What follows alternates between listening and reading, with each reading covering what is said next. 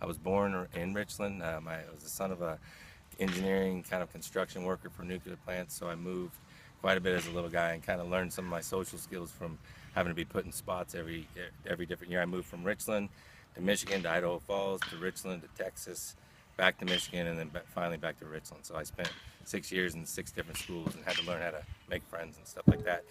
Stayed here once we got here, got interested in engineering after baseball, and went to Washington State University, and have been working out as an engineer since then.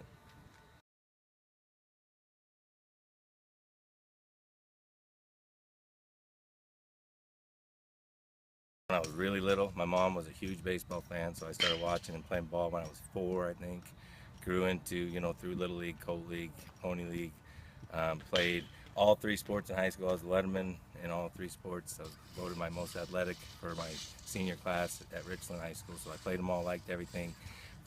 Finally picked baseball, and it went through community college until my academic endeavors forced me not to play anymore. And then I figured it out. But then I've been coaching since I couldn't play.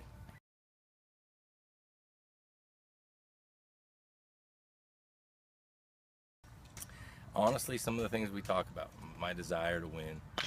I was I was the youngest of 4 kids, and no matter what it was my friends got a little tired of it at times. Yeah. But there was 2 of us that were the same way, and so we had a group of about 9 guys that all run around, and the 2 of us would just kind of go at everybody else and at each other. But it was competitiveness and just wanting to beat somebody, I think, set me apart.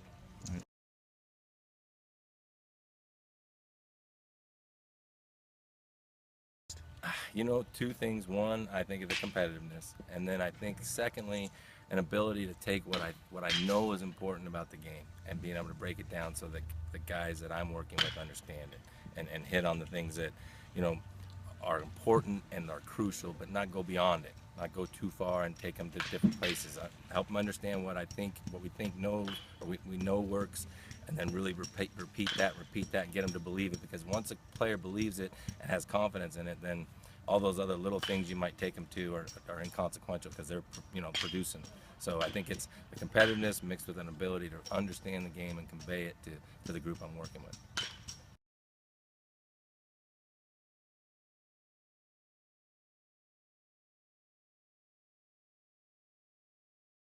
I was leader. I was team captain of most of my teams, mostly non-vocally, mostly just work.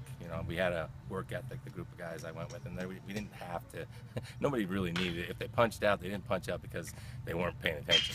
They were trying, so there wasn't a lot of need for poking. But there was instances for sure where I was vocal, but definitely more by example. But was certainly there was times if we got frustrated enough with somebody, or if we weren't doing something right, then I could be vocal real fast.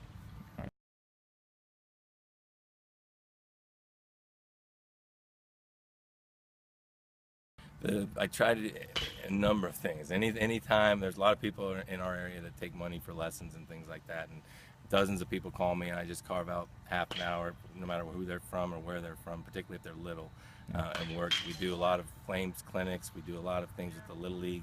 I'm on the Little League board now, completely volunteer. We did a 7-week hitting clinic of which, Tanner, you were a part. Yeah. And that was all volunteer.